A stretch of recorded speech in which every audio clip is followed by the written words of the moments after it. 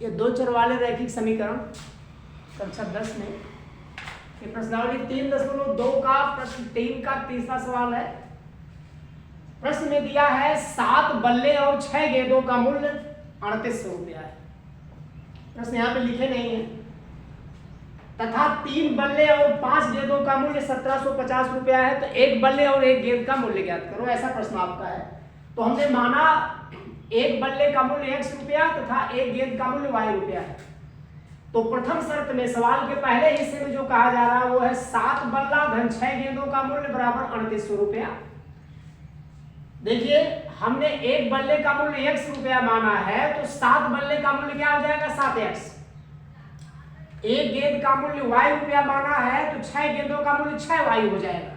इस तरीके से पहला समीकरण हमको मिलेगा 7x धन 6y बराबर 3800। ये समीकरण 1 हुआ।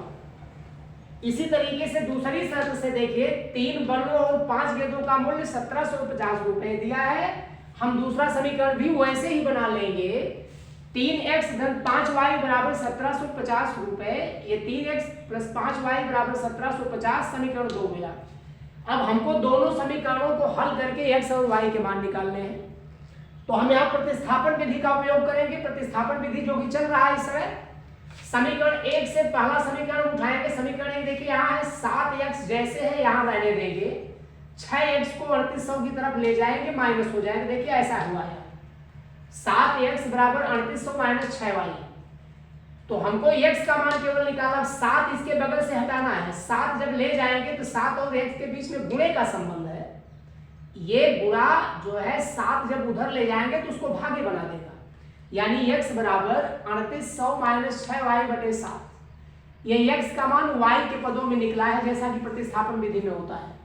हम इसे जो है समीकरण 2 में प्रतिस्थापित कर देंगे यहाँ पर। अब यह मान समीकरण 2 में प्रतिस्थापित करने पर समीकरण 2 हमारा है ये 3x धन 5y बराबर 1750, या 3 x की जगह पे हमको पूरा ये रख देना है। हमने इसको उठा के देखिए यहाँ पे रख दिया, धन 5y यहाँ है, धन 5y यहाँ भी है, बराबर 1750।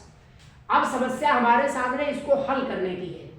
थोड़ा सा बड़ा सवाल है ये, बोर्ड परीक्षा में 4 से 6 नंबर में आ सकता है। देखिए 3 से गुणा 3800 में करेंगे और 3 का गुणा 6 में करेंगे, करिए आ जाएगा 3800 में करेंगे तो 11400 आएगा, माइनस 6 त्रिक 18y, ये और सबका बटे नीचे 7 हो जाएगा, प्लस 5y।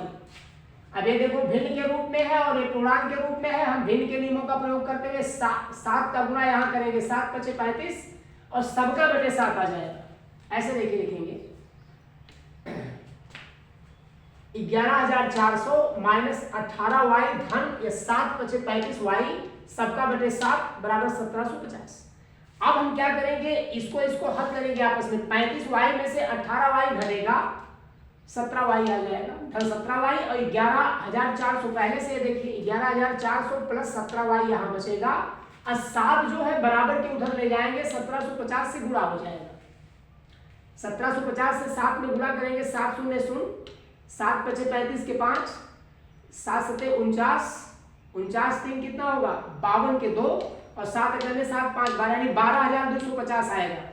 अब क्या करेंगे हम 17y बराबर के इधर रहने देंगे, 11400 उधर ले जाएंगे, माइनस होगा, यानी ऐसे लिखेंगे देखिए 17y बराबर 12250 माइनस 11400, घटाएंगे तो 850 आ जाएगा।